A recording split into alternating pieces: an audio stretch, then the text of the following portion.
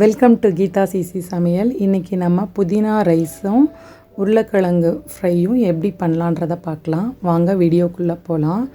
புதினா ரைஸ்க்கு ஃபஸ்ட்டு ஒரு மிக்ஸி ஜாரில் புதினா க்ளீன் பண்ண புதினா ஒரு கைப்பிடி, கூடவே மல்லி இதுவும் ஒரு கைப்பிடி, பச்சை மிளகாய் காரத்துக்கு ஏற்ப 4 இல்லை 5, இஞ்சி ஒரு துண்டு, 3 ஸ்பூன் போல் தேங்காய் இதெல்லாம் அரைச்சி ஒரு பேஸ்ட் ஆக்கிக்கணும். ஒரு குக்கரில் 3 ஸ்பூன் நெய் ஊற்றிட்டு உங்களுக்கு விருப்பம் போல் கூட்டவோ குறைக்கவோ பண்ணிக்கலாம். ஸ்டார் பூ, அன்னாசி பூ, கிராம்பு இதெல்லாம் சேர்த்துட்டு பொரிஞ்சதுக்கப்புறம் முந்திரி பருப்பு ஒரு 10 நம்பர் சேர்த்துட்டு ஒரு பெரிய வெங்காயம் 1 கட் பண்ணது நல்லா வதக்கிடணும். கலர் டிரான்ஸ்பரண்ட்டாக வர வரைக்கும் நல்லா வதக்கிடணும்.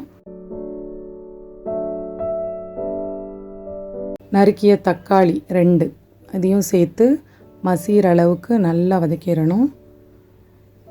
கரம் மசாலா 1 ஸ்பூன், இதோட அந்த அரைச்ச புதினா விழுதையும் சேர்த்து நல்லா கலந்துக்கலாம். ஒரு 2 மினிட்ஸ் அப்படியே கலந்துட்டு இப்போது அரை மணி நேரம் ஊற வச்ச பாஸ்மதி ரைஸ் சேர்த்துட்டு ஒரு கிளறிட்டு அதுக்கப்புறம் இந்த கப்பில் தான் நான் 1 கப் எடுத்திருக்கேன்.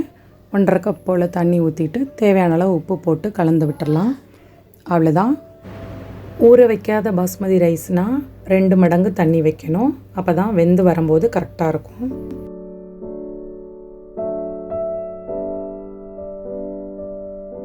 இந்த ஸ்டேஜில் உப்பு பார்த்துட்டு தண்ணி வேணும்னா கூட்டிக்கலாம். கொதி வந்துருச்சு. இப்போ கொஞ்சம் ஃப்ரெஷ்ஷான புதினா இலையும் சேர்த்துட்டு இப்போ மூடி போட்டுடலாம். ஒரு 10 மினிட்ஸ் கரெக்டாக விசில் போட்ட உடனே 10 மினிட்ஸில் ஆஃப் பண்ணிட்டோன்னா கரெக்டாக இருக்கும். இப்போது சைமல்டேனியஸ்லி நம்ம உருளைக்கிழங்கு ஃப்ரை எப்படி பண்ணலாம் பார்க்கலாம். நீளமாக தோல் நீக்கிட்டு கட் பண்ணி வச்சுருக்கேன். இதை கொதிக்கிற தண்ணியில் 1 ஸ்பூன் எண்ணெயும் உப்பும் கலந்துட்டு இதை போட்டுடலாம். இது ரொம்ப வேக வைக்கணுன்ற அவசியம் இல்லை. உருளைக்கிழங்கு போட்டதுக்கப்புறம் ஒரே ஒரு கொதி வந்த உடனே ஆஃப் பண்ணிடலாம்.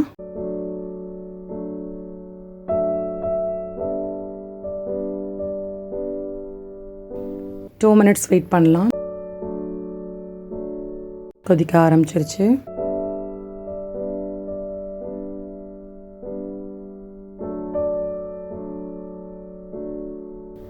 நல்லா கொதி வந்துருச்சு. இப்போ அதை ஆஃப் பண்ணிவிட்டு 1 நிமிஷம் அப்படியே விட்டுடலாம். இதுக்கு தேவையான மசால்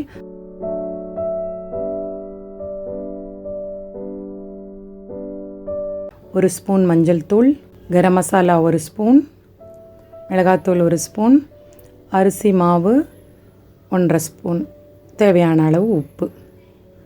ஏன் அரிசி மாவு போடுறோன்னா இந்த கிறிஸ்பினஸ்க்காக. அவ்வளோதான். இதெல்லாம் நல்லா கலந்து விட்டுட்டு உருளைக்கிழங்கு வேக வச்சதை ஃபில்டர் பண்ணி தனியாக எடுத்துக்கலாம். இதோட இந்த மாவை தண்ணிலாம் சேர்க்காமல் அப்படியே கலக்க போகிறோம். அந்த உருளைக்கிழங்குல இருக்கிற ஈரப்பதமே போதுமானது. இப்போ நல்லா பிசைஞ்சு விட்டுடலாம். அவ்வளோதான். இது ஒரு ஹாஃப் பாயில்டாக தான் இருக்கும் உருளைக்கிழங்கு. இப்போ பொரிக்கும் போது நமக்கு நல்லா கிறிஸ்பியாக கிடைக்கும். அவ்வளோதான். இப்போ எண்ணெய் நல்லா சூடு பண்ணிவிட்டு, எண்ணெய் நல்லா ஹாட்டாக இருக்கணும். அதுக்கப்புறமா நம்ம சிம்மில் வச்சுக்கலாம். கொதித்த உடனே உருளைக்கிழங்கு கொஞ்சம் கொஞ்சமாக போட்டு பொரிச்சு எடுத்துடலாம்.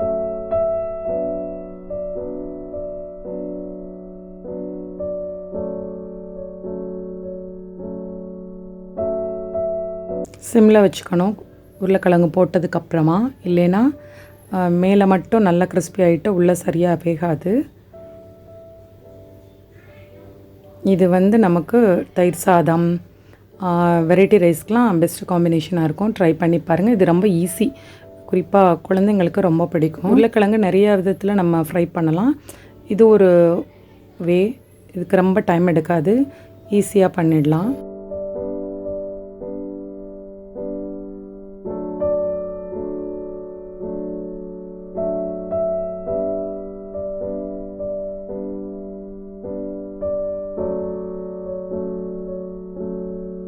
அவ்வளோதான், வெந்தாச்சு. இப்போ வேறு ஒரு பிளேட்க்கு ட்ரான்ஸ்ஃபர் பண்ணிடலாம்.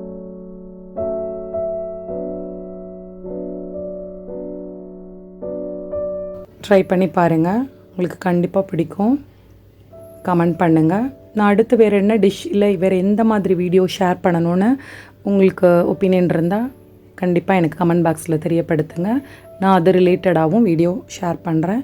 எஜுகேஷன் ரிலேட்டடாகவும் போடலான்னு இருக்கேன். உங்களோட ஒப்பீனியன் நீங்கள் ஷேர் பண்ணிக்கலாம். நிறைய பேர் கேட்டிருந்தாங்க மேத் ரிலேட்டடாக வீடியோ ஏதாவது ஷேர் பண்ணுங்கன்னு சொல்லிவிட்டு, நான் நெக்ஸ்ட்டு வீடியோவில் அதெல்லாம் ஷேர் பண்ணலான்னு ஐடியாவில் இருக்கேன்.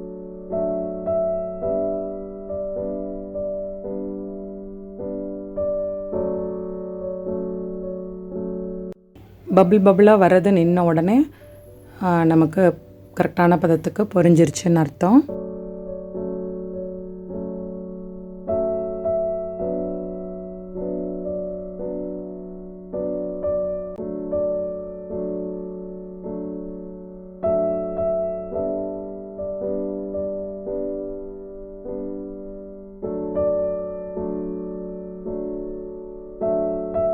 அவ்வளோதான், நம்மளோட சுவையான உருளைக்கிழங்கு வறுவல் ready.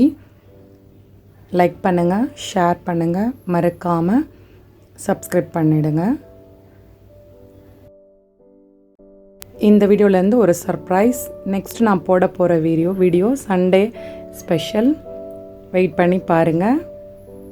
Big surprise. Thank you for வாட்சிங்.